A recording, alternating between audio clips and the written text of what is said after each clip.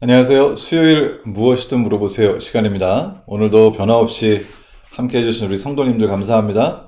우리 함께 기도하시고 오늘 특별히 사형제도에 대한 질문의 답을 함께 찾아보도록 하겠습니다. 기도하겠습니다.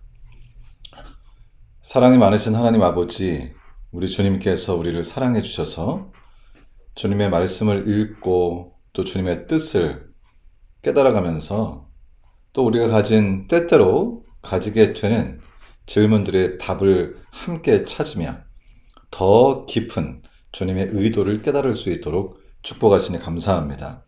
이 시간 하늘의 지혜를 허락하시는 성령 하나님을 간구하오니 우리들과 함께 해주시고 성령의 인도하심을 따라서 또 좋은 답을 찾아갈 수 있도록 도와주시옵소서. 마칠 때까지 오직 주님께서만 홀로 우리의 인도자가 되어주시기를 우리 주님 예수님의 이름으로 기도드리옵나이다. 아멘. 그러면 오늘 주신 질문을 좀 저희가 보도록 하겠습니다. 질문은 이렇습니다. 창세기 9장 6절에 보면 하나님께서 다른 사람의 피를 흘리면 그 사람의 피도 흘릴 것이니 이는 하나님이 자기 형상대로 사람을 지었음이니라 라고 말씀하십니다. 이 말씀에 따르면 살인을 한 자는 자신의 목숨으로 그 값을 대신했던 것 같은데요. 그렇다면 오늘날의 사형제도가 성경적인 건가요? 지금 시대에 있어서 고의로 살인을 한 사람이 어떤 처벌을 받는 것이 성경적인 건지 매우 궁금합니다. 굉장히 좀 어려운 질문을 해주셨어요. 창세기 9장 6절의 말씀을 예로 드셨는데요. 일단 무슨 말씀인지 창세기 9장 6절의 말씀을 좀 읽어보면서 시작해 보도록 하겠습니다. 창세기 9장 6절입니다. 무릇 사람의 피를 흘리면 사람이 그 피를 흘릴 것이니 이는 하나님이 자기 형상대로 사람을 지었음이니라. 이 말씀에 따르면 주님께서는 고의로 살인을 저지른 자에게 사형을 집행하라고 그렇게 명령하시는 것처럼 보입니다. 실제로 이 말씀뿐만 아니고요. 구약 성경의 말씀을 꼼꼼히 살펴보면 사실 사형 제도가 등장합니다. 아주 직접적인 명령이 출애굽기 21장 12절에 있습니다. 아까 읽었던 말씀 바로 밑에 있네요. 출애굽기 21장 12절입니다. 사람을 쳐 죽인 자는 반드시 죽일 것이나. 저희가 구약 성경을 읽어보면 사형제도를 하나님께서 명령하신 것이 분명한 것처럼 보입니다. 그런데 그렇게 하시면서도 또 한 가지 매우 중요하게 여기시는 원칙, 또 매우 중요하게 생각하시는 것이 있었는데 바로 이것입니다. 출애굽기 23장 7절에 보시면은요, 거짓 일을 멀리하며 무죄한 자와 의로운 자를 죽이지 말라. 나는 악인을 의롭다 하지 아니하겠노라. 그래서 주님께서는 무죄한 자, 의로운 자들이 죽는 것은 하나님께서 전혀 원하는 일이 아니심을, 정말 슬퍼하시는 일이심을 가르쳐 주셨습니다. 자, 그렇다면 지금 오늘을 사는 우리는 어떨까요? 사형제도를 우리는 지지해야 할까? 아니면 지지하지 말아야 할까? 무엇이 옳은 것일까? 일단 굉장히 중요한 전제가 하나 있습니다. 성경에서 특별히 왕정시대 이전에 사형에 대한 하나님의 명령이 기록되어 있습니다. 그런데 한 가지 지금과 다른 것은 지금과 다르게 그 당시에는 말 그대로 신정시대였다는 것입니다. 그러니까 하나님께서 모든 것을 정하시고 하나님께서 직접 자신의 백성들을 인도하셨다는 것이죠. 그러니까 이 사형 제도가 실행이 되려면 통치자, 판단자의 판단이 완벽해야 한다는 전제가 있습니다. 그래서 완전하신 하나님께서 판단하시고 집행하도록 명령하신 구약시대, 특별히 왕정시대 이전에는 사형을 집행하라는 명령이 실제로 성경에 기록이 돼 있습니다. 그리고 하나님께서는 그 이후 왕정시대부터는 실제적으로 제도로서 사형을 행하라 라고 하는 그런 명령을 직접 하신 적은 없습니다. 그러면 여러분, 왕정이 시작된 다음에 특별히 이스라엘에서는 사형이 집행이 됐을까요? 안 됐을까요? 됐습니다. 이제는 사람들이 그렇게 왕을 원했기 때문에 하나님께서는 왕을 허락하셨고 왕정하에 죽일지 살려둘지를 정하게 됐습니다.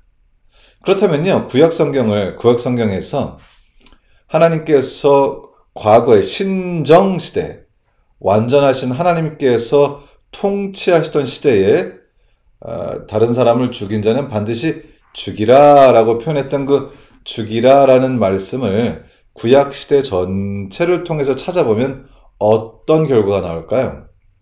왕정시대, 그러니까 사람이 통치하기 시작한 때로부터 죽이라는 이 사형 명령은 비극적으로 사용됐습니다. 무슨 말인가? 실제로 이 사형하라라고 하는 명령은 사실 이 죽이라라고 하는 그 표현은 사실 무고하고 그리고 하나님의 백성이고 하나님의 일을 받드는 그런 거룩한 업무에 있는 사람들에게 적용되었던 사실을 저희가 보게 됩니다. 그 예를 두 가지만 좀 들어보도록 하겠습니다. 사무엘상 19장 1절인데요.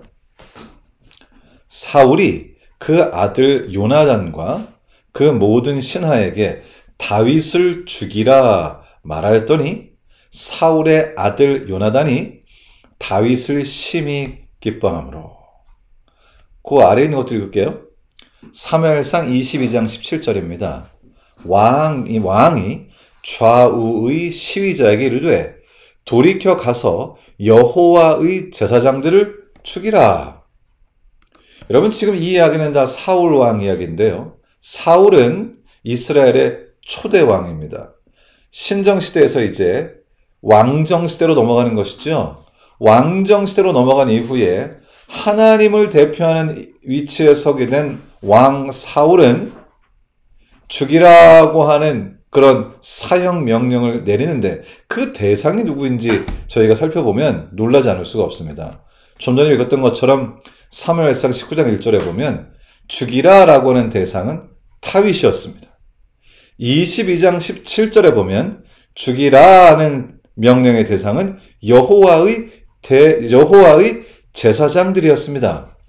그러니까 참으로 안타까운 것은 실제로 이 사형제도는 선히 사용되기보다는 하나님의 아끼시는 하나님의 사람 혹은 하나님의 성업을 받드는 제사장들에게 적용됐다고 하는 참 안타까운 사실을 저희가 보게 되고요.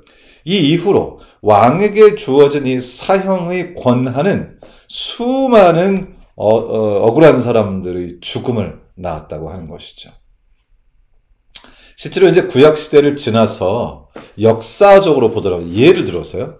서기 250년에 18개월 동안 사형제도에 의하여 억울하게 그리스도를 믿는다는 이유로 사형을 당해 죽은 신실한 그리스도인의 숫자가 3,000명가량이 됩니다. 그러니까 우리가 잘 생각해야 될 것은 이 사형제도라고 하는 것이 사실상 그리스도인들을 박해하는 데 크게 쓰였고 역사를 통해서 그리고 지금도 역시 이 사형제도는 수많은 그리스도인들의 목숨을 앗아가고 있는데 그들이 자신의 신앙을 유지하기 위하여 끝까지 신념을 포기하지 않았다는 이유로 사형을 당한 예가 너무나 많다는 것이죠. 인간의 부족함, 오판, 그리고 그 결과로 빚어진 수많은 그리스도인들의 죽음을 생각해보면 우리는 사형제도를 좀 다시 생각해봐야 되지 않을까 하는 그런 생각을 합니다. 우리 예수 그리스도께서도 역시 이 세상에 오셨을 때 사형 집행을 강요하는 사람들 앞에서 자신의 분명한 신념을 드러내셨습니다. 자, 요한복음 8장 7절인데요. 읽어보도록 하겠습니다. 저희가 묻기를 마지 아니하는지라 이에 일어나 가라사대 너희 중에 죄 없는 자가 먼저 돌로 치라. 결국 예수님께서는 몇 가지를 지금 지적하고 계실 때 첫째, 인간의 기본적인 도덕적 결함입니다. 여기 사실은요, 이 여인을 잡아왔지만 잡아온 그 사람들이 더 부도덕한 사람들이었죠. 함정을 파놓고 이 여인이 함정에 빠지도록 하고 그 여인을 데리고 가서 예수님께 사형에 처해야 되는 것 아닙니까? 했을 때 예수님께서는 너희 중에 죄 없는 자가 라는 말씀을 통해서 인간 모두가 죄가 있으며 인간의 기본적인 부도덕함을 드러내셨습니다. 그 다음에 사실 지금 이 여인이 큰 죄인으로 잡혀온 것처럼 보이지만 사실 거기 남자는 없어요. 사실 이 여인보다는 이 여인을 함정에 빠뜨리고 메시아이신 예수 그리스도를 없애려는 이 종교 지도자들이 더 악한 것으로 성경은 그렇게 표현하고 있습니다. 그런데 이 상황에 대한 100% 정확한 지식을 인간으로서는 그 누구도 알 수 없습니다. 여기에 지금 관련된 한 사람 한 사람의 내면과 있었던 모든 일을 다 알 수가 없어요. 그러므로 인간의 기본적인 도덕적 결함, 또 100% 진실을 밝혀낼 수 없는 인간의 한계, 또 지금 이 사람들은 이 유대인들이 가지고 있던 법, 가늠하다가 현장에서 잡힌 여인은 돌로 쳐서 사형을 행하도록 하는 그런 유대인들의 법을 이용해서 제도를 악용해서 한 여인을 이 어려움 가운데 죽음의 문턱에까지 직면하도록 하고 그것으로 예수님을 시험하는 데 사용했다는 것이죠. 이것이 바로 제도를 악용하는 인간의 악함입니다. 예수님께서는 이 모든 것들을 드러내신 것이죠. 예수님께서 말씀하시기를 너희 중에 죄 없는 자가 먼저 돌로 치라. 그리고 그 여인을 자유롭게 해주셨습니다. 예수님께서는 그래서 이 사형제도의 모순을 이 사건을 통해 우리에게 보여주시죠. 그리고 사실 마지막으로 우리가 생각해보면 예수님께서 달리신 십자가는 사실 사형제도를 위한 도구였습니다. 예수님을 죽음에 몰아넣은 것은 바로 로마의 사형제도였습니다. 결국 사형제도로 예수 그리스도께서 죽으셨다는 것을 생각한다면 사형제도는 가장 순수하고 순결하고 가장 옳은 사람을 가장 흉악한 범죄자로 만들어 그 생명을 끊을 수 있다는 것이죠. 그런 차원에서 이 사형제도라고 하는 것을 우리는 다시 재고해 봐야 될 것입니다. 그런 의미에서 우리 재림교회는요, 기본적으로 몇 가지를 반대합니다. 첫째, 전쟁을 반대하고요. 안락사를 반대하고요. 그리고 사형제도에 대해서 부정적인 입장을 가지고 있습니다. 남미의 8개 국가는 실제로 공식적으로 남미에 있는 8개 국가에 속한 모든 재림교회들은 함께 연합하여 하나의 공식적인 성명을 발표했는데 사형제도를 지지하지 않는다는 그런 성명을 공식적으로 발표하기도 했습니다. 우리는 생명을 아끼고 또 인간의 불안정함을 인정하고 그리고 인간을 죽일 권한이 어떤 인간에게도 없다는 것을 저희는 인정합니다. 그래서 특별히 재림교회 입장에서 또 성서적으로 볼 때 인간이 인간에게 사형을 언도하고 누군가를 인위적으로 죽이는 그 일 자체는 성경적이라고 볼 수 없다. 그런 제도가 있으려면 통치자가 완벽한 존재여야 하며 그것은 신정시대에 가능한 일이다. 그러므로 지금 우리는 생명을 아껴야 하며 사형 제도를 지지하지는 않는다. 그것이 저의 입장이고 또 우리 교회의 입장이라고 그렇게 알고 있습니다. 제가 오늘 드린 말씀이 여러분들에게 도움이 됐기를 바라고요. 우리가 따르는 어떤 제도들이 가지고 있는 그 이면, 깊은 의미가 무엇인지를 때로는 우리가 꼼꼼히 따져보고 내가 정말 이것을 잘 이해하고 따르고 있는가 하는 것을 점검해 볼 필요가 있다는 생각이 듭니다. 오늘 우리가 함께 나눴던 이 말씀을 통해 여러분들이 조금 더 성경을 더 이해하게 되고 그것이 여러분의 판단에 도움이 되었기를 주님의 이름으로 축원합니다. 제가 잠깐 기도하고 오늘 공부를 마치도록 하겠습니다. 사랑하는 하나님 아버지, 오늘 또 이 좋은 질문을 또 주셔서 저희가 특별히 사형 제도에 대해서 어떻게 생각해야 할지 분명하게 알 수 있도록 인도하시니 감사합니다. 저희가 이런 모든 일련의 것들을 바라보면서 우리가 해야 할 일은 무엇인가? 우리가 할 일은 사형제도하고는 반대로 사람의 생명을 살리는 일이라는 것을 다시 한번 생각하게 됩니다. 예수님께서 오셔서 육신적인 영적인 생명을 살리신 것처럼 우리도 그렇게 살게 하시고 우리의 삶을 통해서 우리 하나님께서 크게 영광 받아주시기를 우리 주님 예수님의 귀하신 이름으로 기도드리옵나이다. 아멘. 네, 감사합니다. 좋은 저녁 되시기 바랍니다. 내일은 제가 목요일, 금요일, 안식일 이렇게 시애틀 교회 사경의 말씀을 좀 하기 때문에 내일 저희 교회 방송은 생략하도록 하겠습니다. 내일은 목요일 방송이 없고요. 제 사경회, 제가 사경회 말씀을 하는데 사경회는 제가 줌으로 하기 때문에 그 시애틀 교회 교우님들하고만 이렇게 제가 말씀을 나누게 되겠습니다. 이해를 부탁드리고요. 금요일 저녁에도 역시 제가 시애틀 교회 말씀을 하기 때문에 우리 영어부에서 주최한 주말 부흥회가 본당에서 있거든요. 그 말씀, 굉장히 유명하신 강사 목사님, 중가주 앞에 청소년부장께서 오셔서 말씀을 주시는데 굉장히 말씀이 좋다는 얘기를 저도 들었습니다. 그 말씀을 통역해서 여러분들께 이렇게 방송해 드리도록 하겠습니다. 방송으로 보셔도 좋고요. 그리고 교회에 오시면 교회 통역기가 준비되어 있습니다. 통역기를 끼고 또 그냥 영어로 들으셔도 괜찮고요. 그렇게 하고요. 제가 안식일에도 예배 시간에는 시애틀 교회 예배에 참여해야 되기 때문에 예배 시간에는 없겠지만은 오후에는 교회에 있을 예정입니다.